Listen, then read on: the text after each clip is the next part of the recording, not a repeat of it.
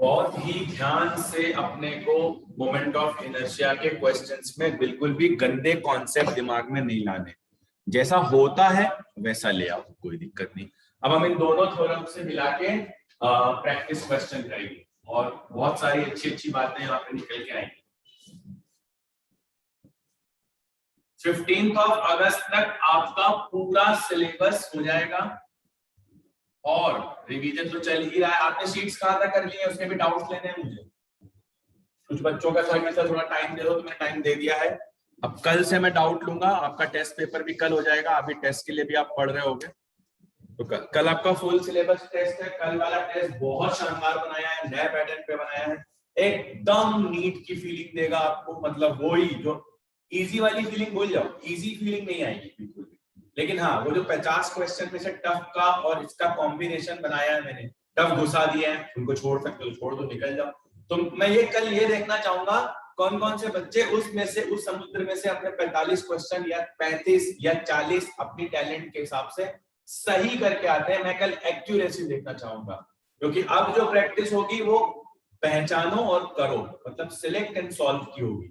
ठीक है, हो सकता है शुरू के 4 क्वेश्चन आपको टफ लगे, आप चारों छोड़ दो, कोई दिक्कत नहीं। पेपर को इतना खतरनाक, हाँ एक बात सुनो, लोगों ने ये बताया है, मैंने जितने फीडबैक्स आए मुझे दूसरी कोचिंग्स के, मेरे कलीग्स जो बड़े बड़े जगहों पे काम भी कर रहे हैं अभी, वो और उनके बच्चे जो मुझसे कॉमन जुड़े हुए, उनने ये बोला है मुझे कि 15 जो सेक्शन बी होगा वो आसान होगा, सेक्शन ए में टफ क्वेश्चन होंगे। देखो कुछ पता नहीं, पर हाँ जहां ऑप्शनल होते हैं वहां इजी क्वेश्चन मिलेंगे। हो सकता है उस 15 में से आप 10 कर लो, लेकिन इस 35 में उन्होंने 5 क्वेश्चन ऐसे फंसा दिए हो जिसमें अगर आप लग गए तो वो 10 आसान ना देख पाओ।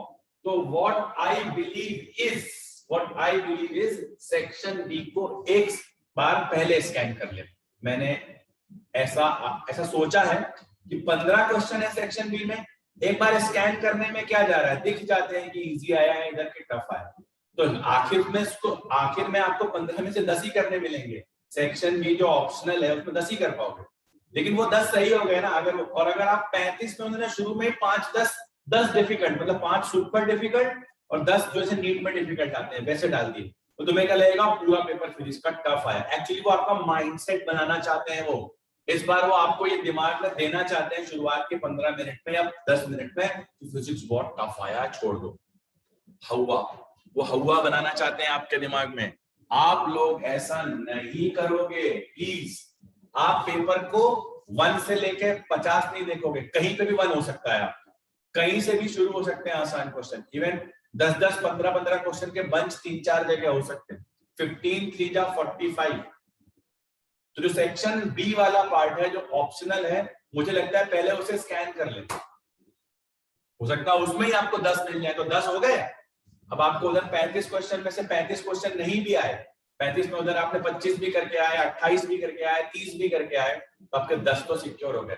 और कभी ऐसा हो गया कि आप उन 35 में इतने, मतलब आपने कहा मैंडेटरी है भैया, इसको छोड़ नहीं सकते, ये सब आपके साथ साइकोलॉजिकल गेम खेला जा रहा है, याद रखो। काहे के लिए? क्योंकि लोग अब 715 720 लाने लगे, उन्हें टाई ब्रेक करना है, उनको लोगों को 650 पे कट ऑफ, लोग बोल रहे हैं 621, मैं बोल रहा हूं तुम्हें 580 जाएगा इस पर, देख लेना। Because of this pattern change के कारण इतने लोगों की साइकोलॉजी इफेक्ट हो जाएगी। लेकिन आप लोगों को यही मानना है कि 621 हमारा टारगेट है, और कैसे अचीव होगा? वो अचीव होने का एक ही तरीका है, आप इस चीज में नहीं फंसोगे कि ये नया पैटर्न, आप तो बोलोगे 2 सेक्शन में है, पहले मुझे सेक्शन बी को एक बार 10 सेकंड देख लेना है, 10 सेकंड में फील आ जाती है कि कैसा सेक्शन है, इजी है यार, हमें 10 क्वेश्चन मिल जाएंगे कि। फिर आप सेक्शन ए को देख लें। सेक्शन ए क्योंकि मैंडेटरी है तो उसमें आपके क्वेश्चन छूटेंगे, बिल्कुल छूटेंगे। अगर सेक्शन ए में तुम्हारे 10 क्वेश्चन भी छूट जाए तब तक भी तुम गवर्नमेंट एमजीएम कॉलेज के दावेदार हो। 25 और 10 35 इंटू 4 कर लो, 140 के आसपास कहीं ना, हाँ बस, बहुत बढ़िया। यानी तुम सेक्शन ए में 10 क्वेश्चन के छूट जाने तक उनका टाइम बचा लेना, बस वो 10 कौन से छोड़ने हैं ये बचा लेना, बंधुओं, सब हो जाए। तो मुझे लगता है यही होगा स्टडी से, ये मुझे लगता है, मेरा पर्सनल है एक्सपीरियंस। और वो जो 6 सेंस होता है ना, कि वो ऐसा फंसाएंगे कि आप इसमें इतना टाइम वेस्ट कर दो। अब 50 क्वेश्चन पढ़ने का प्रेशर है ये आपके ऊपर, तो वो सोच रहे होंगे कि आप सेक्शन बी, क्योंकि एक अलग अलग सेक्शन है, आप जब तक वहां पहुंचो तो आपके हाथ पांव फूल चुके हो। तो मैं गलत भी हो सकता हूँ, हो सकता है 35 में ही सबसे आसान क्वेश्चन हो, लेकिन मेरे गलत होने के चांसेस आप भी जानते हो, फील करते हो 80% यही होगा जो मैं कह रहा हूँ। बोलो सही बात है या नहीं? Yes, क्योंकि वो बच्चे के दिमाग पे ये लोड डालना चाहते हैं, देखो तुमने मैंडेटरी सेक्शन में से छोड़ दिया, अब तो तुम्हारा कुछ नहीं हो पाएगा। अबे नीट का बच्चा है वो सारा जो तुम्हारे साथ बैठा, हम नहीं बैठे वहां तुम्हारे साथ एग्जाम में, तो नीट का बच्चा ना वैसे ही रिएक्ट करेगा। उसको हम आपको तो समझा रहे हैं, क्या पता आप भी वैसे ही रिएक्ट करो। तो डू नॉट रिएक्ट इन, लोग कॉमन तरीके से मत रिएक्ट करो। आप तो ये देखो, हो सकता है आपके 35 क्वेश्चन में शुरू के 15 टफ, बाद के 20 बहुत इजी, बहुत इजी। हाँ, लेकिन फुल सिलेबस कवरेज जिसकी नहीं है, जिसने, अब आप समझो अपनी कोचिंग से आप कितने 25 लोग हो, तो जिन्होंने पूरी फिजिक्स की क्लास ही नहीं करी है, तुम मेरे से लिखा के ले लो ऐसे, इस पे स्टैम्प पे जितने 1000 का है, उनका नहीं होगा फुल सिलेबस कवरेज। फुल मतलब डॉट टू डॉट पढ़ना है अपने को, कुछ भी छोड़ना नहीं। जब हम थ्योरेटिकल क्वेश्चन आपको डाल के दे रहे हैं, ये भी करना है, ये भी करना, इतना समय भी है हमारे पास कि हम कर सकते हैं। तो आप लोगों ने, जिन्होंने फुल सिलेबस कवरेज कर लिया ना, वो टॉप 50,000 में है, पहले ही है, बिना एग्जाम दिए टॉप 50,000 में है वो। लेकिन ये है कि फुल सिलेबस कवरेज है ना, थोड़ी बहुत सिली मिस्टेक्स होंगी, वो वहां पे भी होंगी, उनका आप कंट्रोल नहीं कर सकते। और वो कंट्रोल कैसे होंगी? जितना आप फोकस्ड रहोगे उतनी कम होंगी, जितना कॉन्शियस रहोगे उतनी। उस समय दुनियादारी, फालतू की चीजें, मैंने साल भर क्या किया, वो नहीं सोचा जाता उस समय क्या सोचा जाता है? आसान क्वेश्चन, कहाँ है रे तू, कहाँ है रे तू, कहाँ है रे तू। देखो आराम से 30 से 32 क्वेश्चन 50 में से आसान मिल जाएंगे, जो गलत नहीं होने चाहिए। बस इस एटीट्यूड से फिजिक्स का पेपर आप लोग अटेम्प्ट करना अब शुरू करोगे, ठीक है? तो मैंने आपको पूरा समझा दिया है, यही एटीट्यूड रखो, नया पैटर्न है। हाँ, इतना और ध्यान रख लो, जिन बच्चों ने ग्रुप में नाम दिया है 7 या 8 बच्चे, अभी तक 2 बजे तक का टाइम है, आप यहाँ आके फालतू में रोना मत। जितने लोगों ने नाम दिया है उतने ही प्रिंट्स निकाले जाएंगे, उतने ही बच्चे ऑफलाइन यहाँ पे टेस्ट आके दे सकेंगे विद प्रॉपर प्रोटोकॉल। मास्क वास्क सैनिटाइजर वगैरह अपना लेके आना, और यहाँ दूर दूर बिठाया जाएगा आपको 2-2 चीजें छोड़ के, और अपना आप ऑफलाइन। इसके अलावा कोई इंस्टेंट आता है सर मेरे को दे दो, वो पॉसिबल नहीं, क्योंकि संडे स्टाफ नहीं रहता। चलो भाई, हम लोग अब हम अपनी बात करने जा रहे थे कि सर इसके क्वेश्चंस कैसे हैं। अब देखो मजेदार क्वेश्चंस, यो ये है एक रिंग, क्या है ये? रिंग।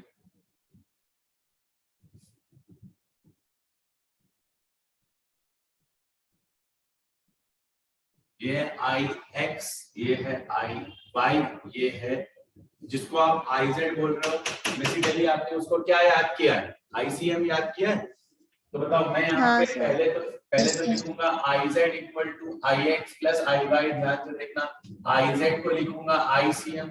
अब देखो आई एक्स आई वाई दो अननोन, अब मैं देखूंगा कि मेरी बॉडी में एक्स का एक पीस उठा के वाई पर सुपर इम्पोज हो जाएगा। जैसे ही हो जाएगा आई विल राइट इट या तो टू आई एक्स या तो टू आई वाई। अब कोई एक भी चीज पकड़ लूंगा।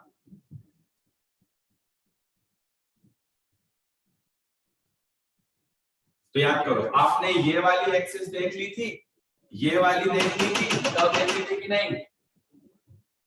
हाँ सर। अब ये और ये भी हो गई। Yes sir. आपने ये वाली देख ली थी, देख ली थी कि नहीं? यस सर, देख ली थी। ये रिंग, ये वाली आपने देख ली थी, और ये वाली भी देख ली थी कि नहीं? हाँ सर, हाँ देख सर। अब मैं देखो नाम लिख रहा हूं और आपसे पूछूंगा और आप खटाखट बताते हुए चले जाओगे बिना रटे। ये अपनी I1 है, सबकी वैल्यू बतानी है। I2, ये I3 है, ये I4 है, ठीक है? चलो सबकी वैल्यूज बताते हैं। I1 से शुरू करते हैं, बोलो I1। वहां से हम रेडियस स्क्वायर mr स्क्वायर। बोलो I2। 3/2 mr square. 2mr square. Ring है, रिंग, दिमाग नहीं खराब हो। जहाँ रिंग है, रिंग है ना, तो पैरेलल एक्सिस, ये सीएम एक्सिस और ये उसके parallel mr square plus mr. mr square बताओ 2mr स्क्वायर। I4 पहले बताओ, I4 भी सेंटर ऑफ मास से पास होने लगे। अब जो बता रहा हूं बहुत इंपॉर्टेंट। I4 बताओ, ये वाली एक्सिस आएगी प्लेन में, mr²/2 समझना ये प्लेन के परपेंडिकुलर है और ये प्लेन वाली ये दो है, एक्स वाई और ये जेड वाली। तो I4 ले लें, I6 ले लें, दोनों सेम है। I4 और I6 दोनों सेम है, क्या होगा mr²/2 हो जाएगा या नहीं? Yes, sir.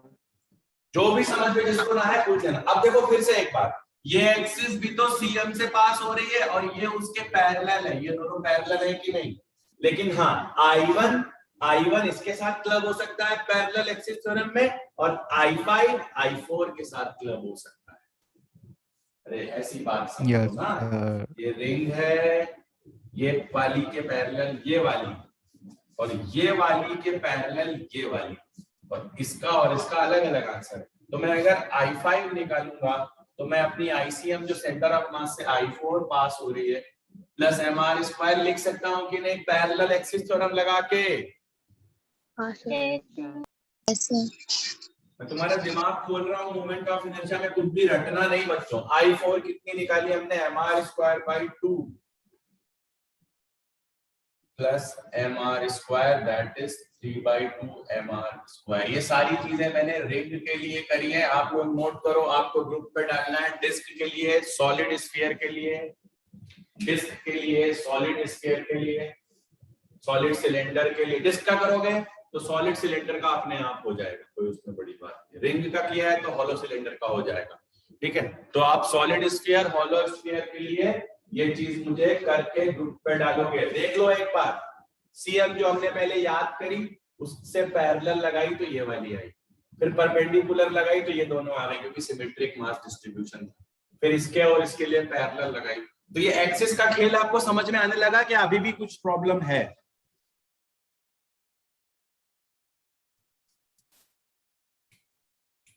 आ गया सर। आ गया पक्का? बहुत बढ़िया। अब देखो खेला खेलते हैं, अब यहाँ से शुरू होते हैं।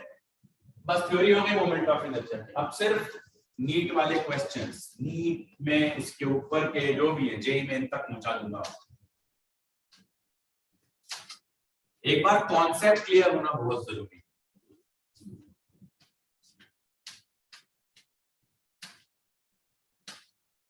चलो देखो, हम लोगों ने बहुत सारा कुछ सीखा। अब जो क्वेश्चन है वो इंपॉर्टेंट है। ये एक एक्सिस है, ध्यान से देखना, ध्यान से देखना। ये एक रॉड है, थिन रॉड है। कई बार जो आपको फॉर्मूले दिए गए हैं उनसे हटके भी कॉन्सेप्ट्स होते हैं। ये डिस्टेंस है x, इसका मास m है, लेंथ l है। इस एक्सिस के अबाउट इस रॉड को ऐसे ऐसे घुमाया जा रहा है। घुमाने का सेंस अलग बना देगा, मतलब यहां से यहां। बताओ क्या आंसर होगा इस रॉड का इस एक्सिस के अबाउट?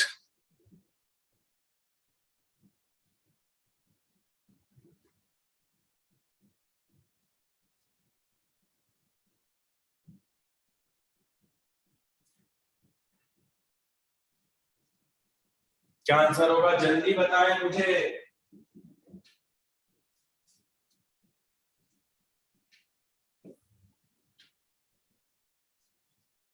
ये क्वेश्चन आ जाएगा। देखो तोते उड़ गए आप लोगों के, आप लोग इतने अपने आप को तीर समझ रहे हो, छोटी सी बात मिस कर।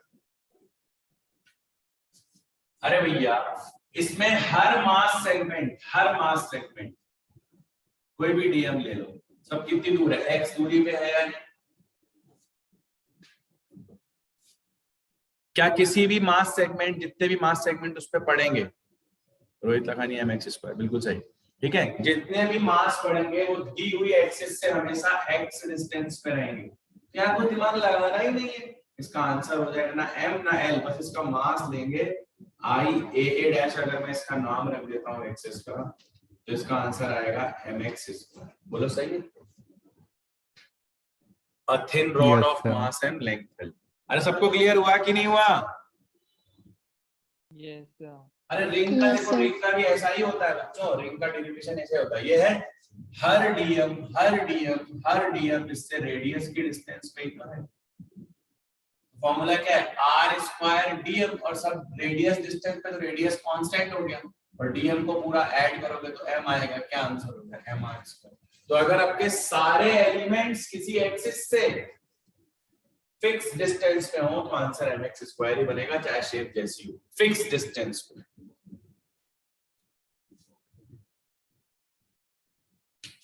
Yes sir. ठीक, अब देखना, अगर यही एक्सिस थिन रॉड के सेंटर में से पास हो जाए, थिन रॉड है, इसका डायमीटर नेग्लिजिबल है, ए डैश क्या होगा, ये ए है, ये ए डैश, अब क्या होगा, 0। अब 0 हो जाएगा, क्योंकि वो खुद ही वहीं से पास हो गई, कोई ये डिस्टेंस मैटर तो कर नहीं रहा, ये बहुत थिन है, तो इसका आंसर 0 हो जाएगा। सब लिखते जाओ, सब नीट के क्वेश्चन है, सब आ जाएंगे ऐसे कैसे।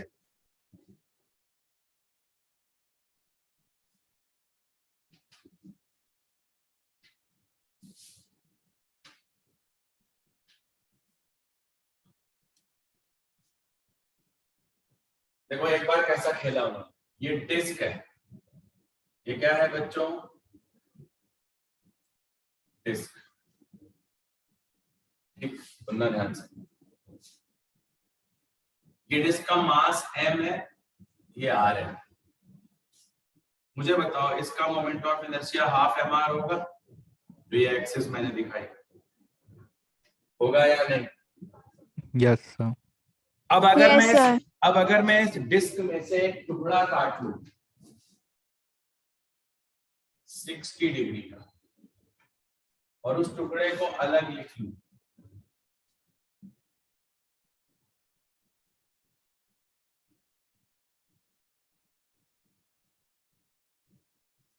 इसका क्या मोमेंट ऑफ इनर्शिया होगा?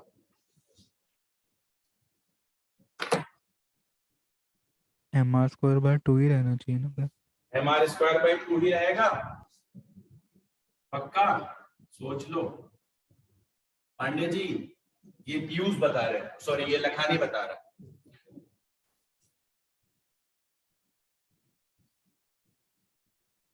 देखो अगर वो देखा चेंज जाए कैसे होगा? तो मास डिस्ट्रीब्यूशन तो डिस्क जैसा ही है, अभी बदला क्या? मास डिस्ट्रीब्यूशन किसके जैसा है? डिस्क। तो डिस्क का ही फॉर्मूला लगेगा। पर बेटा लखानी जी आप यहाँ गलत है, आपका आंसर ये नहीं होना चाहिए। देखो क्या होगा, ये होना चाहिए half mass of this segment. ये बात सही है कि फॉर्मूला वही होगा, लेकिन जो मास है वो इसका ही तो लेंगे, जो मास इसमें है ही नहीं उसका भी हाफ mr² ले रहे हैं। बहुत बढ़िया, तुमने जो आंसर दिया ना, तुमने वो किसी क्वेश्चन का आंसर दिया जो IIT में पूछा गया था, जिसमें इस टुकड़े का मास ही m दिया हुआ था, तुमने उसका आंसर चिपका दिया। लेकिन इस टुकड़े का मास कैसे m हो सकता है जब पूरी डिस्क का मास m है? यानी 360 डिग्री का जब एंगल बनता है तब मास कितना होता है, m। तो 1 डिग्री का एंगल बनेगा तो m/360, तो 60 डिग्री का एंगल बनेगा तो m/360 × 60। इसका आंसर बच्चों हाफ m/6 r², यानी हाफ 12 mr², 1/12। क्या समझ आया? हाँ सर, मैं सेगमेंट के मास को ही m मान रहा था। क्यों माना? हमने तो क्वेश्चन क्या दिया, इसमें से ये कट किया गया तो m पूरी थी। हाँ, अगर ये जो लखानी कह रहे हैं वो ऐसा क्वेश्चन है, अगर इस सेगमेंट का मास ही m होता, रेडियस r होता, सेगमेंट ऑफ डिस्क, उसका मास कितना दिया है, खुद इसका मास m है, तब आंसर क्या होगा? देखो ये तो आ चुका IIT में, क्या IIT JEE में आ चुका, ये नहीं आया। तो ध्यान देना, जब ऐसा कोई क्वेश्चन आएगा तो तुम्हारे एंटीने खुल जाने चाहिए। क्या सोचना है अपने को, ये टुकड़ा किसी m मास की डिस्क में से निकाला गया है, तो हम इसका पहले मास निकालेंगे फिर लिखेंगे। और अगर इस टुकड़े का ही मास m दिया गया है तो डिस्क का फॉर्मूला, जिसका ये है टुकड़ा, उसका फॉर्मूला। ऐसा एक क्वेश्चन अपन स्फीयर के लिए भी कर सकते हैं, सॉलिड स्फीयर के लिए। ये देखो ये देखो ये देखो ये देखो, ये अपना सॉलिड स्फीयर का हेमी स्फीयरिकल वाला पार्ट, लेकिन इस पार्ट का ही मास m है।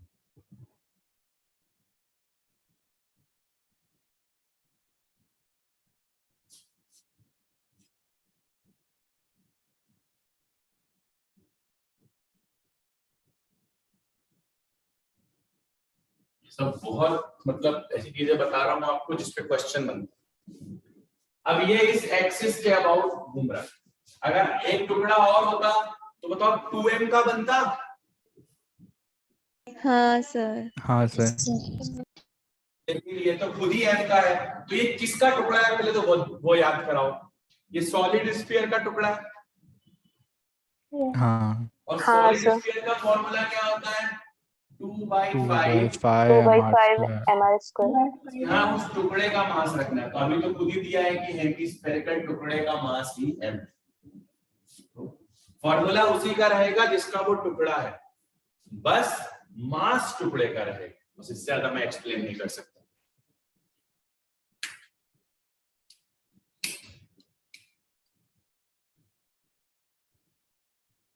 करते जाओ ये सब करते जाओ, ये सब तुमको इसका फायदा मिलेगा। कॉन्सेप्चुअल होना अपने आप में जीत की पहली निशानी। कम से कम हम एग्जाम देने जाएंगे तो हमें डर नहीं, हम जानते हैं कि हम 40 भी करके आएंगे ना क्वेश्चन, चले मेरे 40 में से 38 सही हो, ये कॉन्सेप्ट बोलता। और रट्टू वाले बच्चे खुद ही जानते हैं, वो जानते हैं, वो अंदर अंदर जानते हैं, अरे यार पढ़ाई नहीं है हमने, आधी तो हमने क्लासेस नहीं ली, वो गए हमारे, वो खुद ही जानते हैं सब। उनको पूरी तरह से पता होता है उनकी क्या गलती रही पास्ट में, वो सारी गलतियां अपना बदला एग्जाम हॉल में लेती। तो अपने कॉन्शियस को ऐसा छोड़ो ही मत अब कि वो तुमसे ये कह पाए कि तुमने कुछ कमी कर दी, सब अभी कर डालो। ये 1 महीना ऐसा होना चाहिए जिसमें काम ज्यादा किया गया हो, बल्कि काम ही किया गया हो। रिग्रेट का कोई मतलब ही नहीं, रिग्रेट एग्जाम के उस बार देखेंगे, फिर जो मिलेगा उसको एक्सेप्ट करेंगे, लेकिन अभी हम उधर ना सोचें, फ्यूचर ना सोचें। अभी हम सिर्फ ये देखें कि हर एक क्वेश्चन मेरी रैंक में कंट्रीब्यूट कर रहा है, तो मैं इसे क्यों नहीं करूं। हर एक क्वेश्चन मेरी रैंक में कंट्रीब्यूट कर रहा है, हर क्वेश्चन। आपको तो यूं देखना चाहिए जो भी क्वेश्चन आप सॉल्व कर रहे हो उसका कॉन्सेप्ट कि ये मेरे एग्जाम में आने वाली चीज है भैया, क्यों नहीं करूं मैं इसको। और जो क्वेश्चन नहीं आ रहा है वो तो और बड़ी चीज है, तो और बड़ी चीज है। चलो यहां से आगे बढ़ते हैं और हम जाते हैं उस चीज पे, क्या बोला था मैंने, हाँ एक क्वेश्चन देता हूं मैं आपको। अब ये 3 थिन रॉड्स हैं, कल हमने यहाँ पे पॉइंट मास रख लिए थे। अभी आपका फिजिकल पेंडुलम भी क्लियर हो जाएगा बच्चों, जो उधर मैंने कहा था ना मोमेंट ऑफ इनर्शिया के बाद एक क्वेश्चन वो भी क्लियर हो जाएगा, आता जरूर है फिजिकल पेंडुलम, देखना ये मजा आएगा। चलो ये है ABC, यहाँ मासेस नहीं है, अभी मैं मासेस नहीं ले रहा हूँ, पॉइंट मास नहीं, तीनों रॉड है ML ML ML, 60 डिग्री और ऑब्वियसली हो जाएगा इक्विलेटरल। तो मुझे तुम इनका मोमेंट ऑफ इनर्शिया इस सिस्टम के सेंटर ऑफ मास, तो जब ये इक्विलेटरल ट्रायंगल होता है तो सेंटर ऑफ मास पे, सेंटर ऑफ मतलब उसके ग्रेविटी, सेंटर ऑफ ग्रेविटी पे होता है। मैंने कल ये डिस्टेंसेस बताई थी आप, ठीक है। अब आज कौन सी लगेगी मुझे नहीं पता, एक्सिस ऐसी पास हो रही, ये एक्सिस पास हो रही है, ये है रॉड, तो जरा मुझे बताया जाए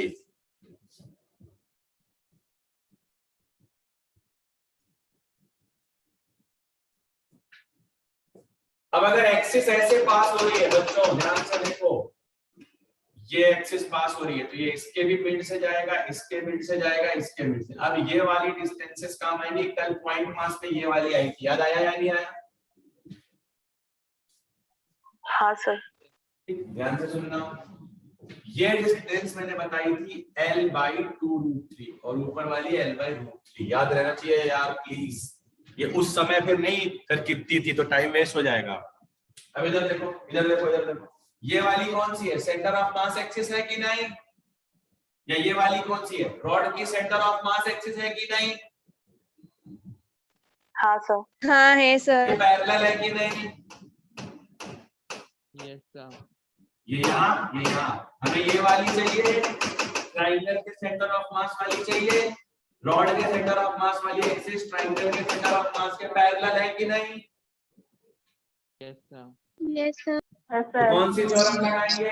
पहले एक रॉड को पकड़ो, इसको पकड़ो, इसकी जो आईसीएम है तो एक रॉड के लिए हो जाएगा रॉड का ICM plus M L by 2√3 का होल स्क्वायर। बोलो सही है कि नहीं?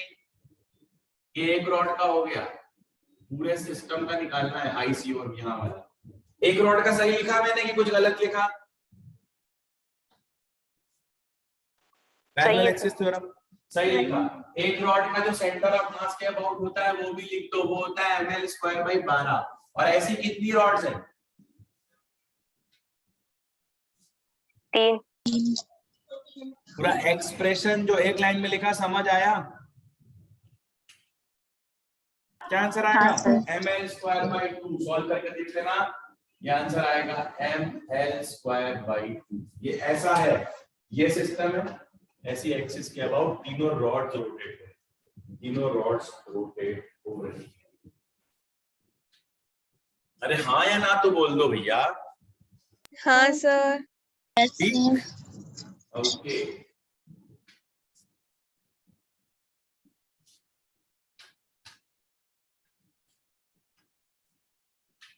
फिजिकल पेंडुलम, छोटी सी चीज का टाइम पीरियड, एक छुआने वाले क्वेश्चन आ जाएगा, गलत कराओगे। मैंने आपसे वादा किया था, मेरे को याद सब रहता है, मैंने कहा क्या कहा, आपको बताया था मैंने, इसका टाइम पीरियड यहां तक एक्सप्रेस कर दिया था, I/mgd।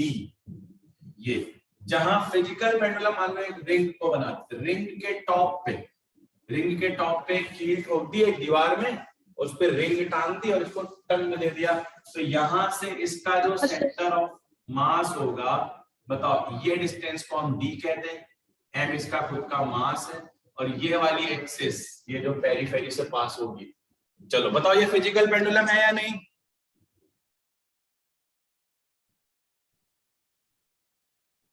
तो इस एक्सिस के अबाउट आई निकाल दो, इस पॉइंट से, पॉइंट ऑफ हिंज से सेंटर ऑफ मास की डिस्टेंस डी हो गई, एम पता ही है, बॉडी का मास, आई और डी की कमी थी उस दिन नहीं सीखा था। अब बताओ इसके अबाउट रिंग का जो आई होगा वो 2mr² होगा कि नहीं? अरे बोलो ना यार, सीएम एक्सिस का होता है mr², पैरेलल एक्सिस थ्योरम लगा देंगे कि नहीं? हाँ सर। और डी कितनी है? पेरिफेरी से सेंटर ऑफ मास तक की डिस्टेंस, तो डी की वैल्यू हो गई r, तो टाइम पीरियड कितना हो गया? 2π√2mr²/mgr। निपटा तो जो भी आंसर है, ये रिंग का फिजिकल पेंडुलम है। ऐसा आपके वॉशरूम में रिंग्स लगी होती है टॉवल को रखने के लिए, ठीक है, तो वो है, इसको जरा सा करोगे तो ये ऐसे करेगा, लेकिन हिंज पॉइंट से सेंटर ऑफ मास तक का डिस्टेंस डी होगा।